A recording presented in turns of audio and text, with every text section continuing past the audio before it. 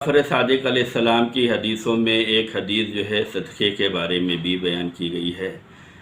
सदक़ा जो है इस्लाम में बड़ी अहमियत का हामिल है। सदक़े के बारे में आइम मासूमीन अलैहिस्सलाम ने फरमाया कि सदक़ा दो ताकि बलाएँ दूर हो सकें। सदक़ा जो है 70 बलाओं को दूर करता है। सदक़ा जो है ग़ज़ब इलाही को दूर करता है। सदक़ा जो है बलाओं को टाल देता है। सदक़े से जो है इंसान महफूज रहता है।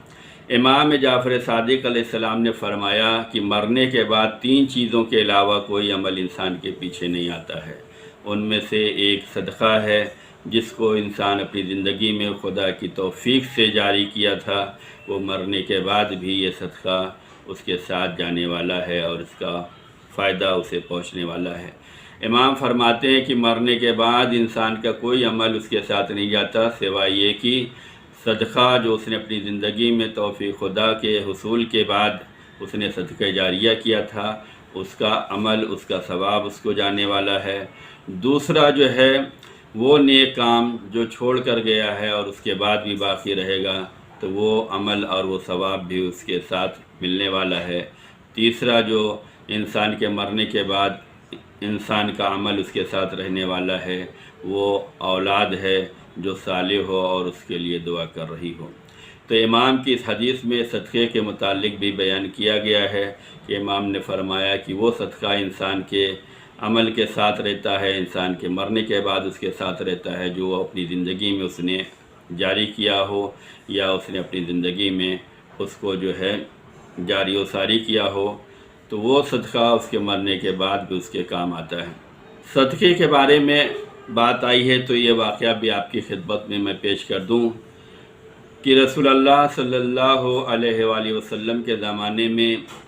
एक मर्द मोमिन ने अपने औलाद से ये वसीयत की कि जब मैं इस दुनिया से चला जाऊं तो मेरी तमाम खजूरें जो हैं रसूलुल्लाह के हाथों से बंटवा दी जाए, मेरी जानिब से सदका व खैरात कर दी जाए। जब वो बंदे मोमिन इस दुनिया से चला गया तो उसके बच्चे रसूलुल्लाह की बारगाह में पहुँचे और कहने लगे कि हमारे वालिद मोहतरम ने ये वसीयत की थी कि हमारे मरने के बाद आपके दस्ते मुबारक से उनकी बची हुई खजूरों को सदका किया जाए, लिहाजा हम सब आपकी खिदमत में हाजिर हुए हैं। पैगम्बर अकरम सल्लल्लाहु अलैहि वसल्लम उनके यहाँ तशरीफ़ ले गए और एक पूरा कमरा जो था खजूरों से भरा हुआ था। पैगंबर ने अपने दस्ते मुबारक से उन खजूरों को फ़कीरों को, गरीबों को, मिस्कीनों को, यतीमों को तकसीम फरमा दिया और उसके बाद जब एक खजूर उस कमरे में बाकी रह गई तो पैगंबर ने उस खजूर को उठाया और उठाने के बाद फरमाया कि अगर जाने वाला अपनी ज़िंदगी में ये एक खजूर अपने हाथों से तकसीम करके गया होता, अपने हाथों से बांट कर गया होता, अपने हाथों से सदका करके गया होता, तो उसे वो सवाब मिलता जो उसने मरने के बाद हमारे हाथों से ये बंटवाया है। इससे ज़्यादा उसे सवाब उस वक़्त मिलता अगर वो अपनी ज़िंदगी में अपने हाथ से एक खजूर राह खुदा में सदका करता या खैरात करता या गरीबों को देता। तो ये वाक़या ये हमें बतलाता है कि हमें जो करना है, हमें अपनी ज़िंदगी में अपने हाथों से काम करना चाहिए ताकि उसमें ज़्यादा सवाब हो जाए कि हमारे मरने के बाद हमारे अजीज़, हमारे औलाद, हमारे अक़रबा, हमारे दोस्त अहबाब हमारे लिए इसाले सवाब करें। हमारे मरने के बाद हमारी तरफ से जो इसाले सवाब होता है वो उतना फ़ायदा नहीं पहुंचा सकता जो हम अपनी ज़िंदगी में अपने हाथों से इसाले सवाब कर सकते हैं, अपने हाथों से सदका व खैरात कर सकते हैं, अपने हाथों से इन्फ़ाक़ कर सकते हैं। हमारा अपनी ज़िंदगी में इन्फ़ाक़ करना, सदका देना, खैरात करना, गरीबों का हक़ देना, हक़दारों का हक़ देना, ये ज़्यादा सवाब का हामिल है। हमें ये कोशिश करनी चाहिए कि हम अपनी ज़िंदगी में जो है ज़्यादा से ज़्यादा अमल खैर कर सकें, ज़्यादा से ज़्यादा लोगों की मदद कर सकें। सदक़े की बात आई है तो इमाम की इस हदीस को भी आपकी खिदमत में पेश करूँ कि जिसमें इमाम जाफ़र सादिक़ अलैहिस्सलाम ने इरशाद फरमाया कि लोगों के सामने इसलिए सदका न दो कि लोग तुमको नेक कहेंगे या नेक समझेंगे, क्योंकि अगर तुमने ऐसा किया तो तुम्हें अपनी जज़ा इस दुनिया में मिल गई। यानी तुम ये चाहते थे कि लोग देखें, लोग तुम्हें नेक कहें, लोग तुम्हारे इस कार्य खैर को देखें, تو اگر تمہارا جذبہ یہ تھا، تمہاری نیت یہ تھی کہ ہم یہ جو صدقہ دے رہے ہیں اس کے بارے میں ہماری تعریف ہو، ہمارا چرچا ہو، تو امام فرماتے ہیں کہ تمہاری جزا اس دنیا میں مل گئی، تم جو چاہتے تھے وہ مل گیا، اب تمہارا آخرت میں اس کے بارے میں کوئی ثواب نہیں ہوگا۔ تو امام فرماتے ہیں کہ لوگوں کے سامنے اس لیے صدقہ نہ دو کہ وہ تم کو نیک سمجھیں گے، اس لیے کہ اگر تم نے ایسا کیا تو تمہیں اپنی جزا مل گئی، اب خدا کے ہاں کچھ نہیں ملنے والا ہے۔ امام نے فرمایا کہ اس طریقے سے صدقہ دو کہ اگر ایک ہاتھ سے دیا جائے، دائیں ہاتھ سے دیا جائے تو بائیں ہاتھ کو خبر نہ ہو، کیونکہ تم نے جس کے لیے صدقہ دیا ہے، خدا کی رضا کے لیے دیا ہے، خدا کے قربت کے لیے دیا ہے، تو تمہیں اس طریقے سے صدقہ دینا چاہیے کہ دائیں ہاتھ سے اگر دیا جا رہا ہے تو بائیں ہاتھ کو خبر نہ ہو۔ اگر اس طریقے سے صدقہ دیا جائے گا تو یہ صدقہ اللہ کے ہاں قابل قبول بھی ہے،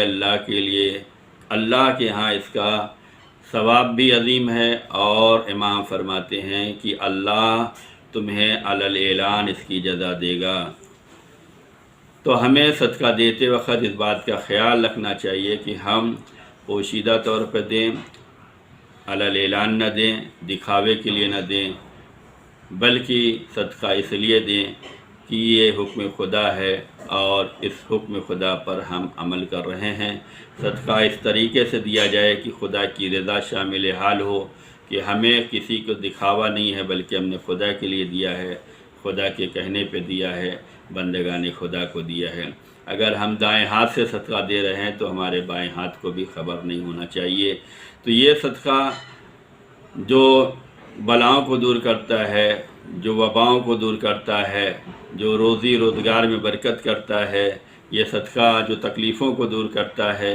اس صدقے کے بہت سے فوائد ہیں جو ائمہ معصومین علیہ السلام نے بیان فرمائے ہیں۔ لیکن اسی کے ساتھ ساتھ یہ بھی یاد رکھنا چاہیے کہ ہم جو صدقہ و خیرات کر رہے ہیں، یہ ہمارا صدقہ و خیرات جو ہے کبھی کبھی باطل ہو جاتا ہے، کبھی کبھی یہ صدقہ و خیرات ہمارا بیکار ہو جاتا ہے۔ تو ہمیں ان چیزوں کا بھی خیال رکھنا چاہیے کہ ہم اپنے صدقے کو باطل نہ کریں، ہم اپنے صدقے کو خراب نہ کریں۔ قرآن کریم کے سورہ مبارکہ بقرہ میں ارشاد ہوتا ہے اور مومنین سے خطاب ہوتا ہے کہ بسم اللہ الرحمن الرحیم، یا ایھا الذین آمنوا لا تبطلوا صدقاتکم بالمن والاذی، اے بندگان خدا اپنے صدقے کو تم لوگ خراب نہ کرو، باطل نہ کرو، بالمن والاذی، احسان جتلا کر یا عطیت دے کر۔ تو اگر ہم صدقہ و خیرات نکال رہے ہیں اور جس بندے مومن کو دے رہے ہیں، اگر ہم اس پر احسان جتلائیں گے کہ ہم نے یہ تمہارے لیے کیا ہے، تو یہ ہمارا دیا ہوا صدقہ و خیرات بیکار ہو جائے گا۔ اگر ہم نے کسی بندے مومن کی مدد کی ہے، مدد کرنے کے بعد اس پر احسان جتلائیں گے یا اس کو اذیت پہنچائیں گے کہ اگر ہم نہ ہوتے تو تمہارا کام نہ بنتا، ہم نہ ہوتے تو تم پریشان ہوتے، اذیت دینا یا احسان جتلانا یہ وہ چیزیں ہیں جو تمہارے صدقے کو برباد کر دیتی ہیں۔ تو ہمیں صدقہ نکالنے کے بعد صدقے کو محفوظ بھی رکھنا ہے، صدقے کو باطل نہیں کرنا ہے۔ جب صدقہ دیں، یہی طریقہ تھا ائمہ معصومین علیہ السلام کا کہ جب صدقہ و خیرات و نیکیاں کرتے تھے تو دائیں ہاتھ سے دیتے تھے، بائیں کو خبر بھی نہیں ہوتی تھی۔ بعض دفعہ یہ ہوتا تھا کہ امام اپنا چہرہ بھی نہیں دکھلاتے تھے۔ لوگوں نے پوچھا کہ مولا آپ نے تو اتنا زیادہ دیا، اس کے علاوہ آپ نے چہرہ نہیں دکھایا، تو امام فرماتے تھے کہ اس نے ہم پر احسان کیا ہے، کہ اس نے ہماری نیکیاں لے لی ہیں، ہم میں اس سے زیادہ نیکیاں دی ہیں، اس نے ہمارے مال کو محفوظ بنا دیا ہے۔ تو امام کا طریقہ یہ تھا کہ جس کو صدقہ و خیرات دیتے تھے اس پر احسان نہیں جتلاتے تھے، بلکہ یہ کہتے تھے کہ اس نے ہم پر احسان کیا ہے، کہ اس نے جو ہے ہمارے نیکیوں میں اضافہ کیا ہے، ہمارے مال کو محفوظ کیا ہے۔ جو ہم صدقہ و خیرات اور راہ خدا میں انفاق کرتے ہیں، یہی مال ہمارا بچتا ہے، باقی مال فنا ہو جاتا ہے۔ اگر ہم نے یہاں پر نیکیاں کی ہیں تو یہ آخرت میں ہمارے لیے ذخیرہ ہو رہی ہیں۔ تو امام کے اس حدیث میں ہمیں سب کو عمل کرنا چاہیے کہ امام نے فرمایا کہ اگر صدقہ دو تو صدقہ دائیں ہاتھ سے دو، بائیں ہاتھ کو خبر نہیں ہونا چاہیے، اور صدقہ اس نیت سے نہیں دینا چاہیے کہ لوگ ہماری تعریف کریں، لوگ ہمارا قصیدہ پڑھیں۔ اگر یہ خیال آ گیا تو یہ صدقہ ہماری جزا اسی دنیا میں مل گئی کہ لوگوں کو پتہ چل گیا، لیکن آخرت میں ہمیں کوئی جزا ملنے والی نہیں ہے۔ اللہ نیتوں کو جانتا ہے، اللہ جذبوں کو جانتا ہے۔ ہم سب کو چاہیے کہ ہم اپنے تمام اعمال خیر میں خدا کو حاضر و ناظر جانیں، اور ہم جو کچھ بھی کریں اس میں خدا کو حاضر و ناظر سمجھ کر کریں، اس لیے کہ وہی بدلہ دینے والا ہے، وہی جزا دینے والا ہے، وہی ثواب دینے والا ہے۔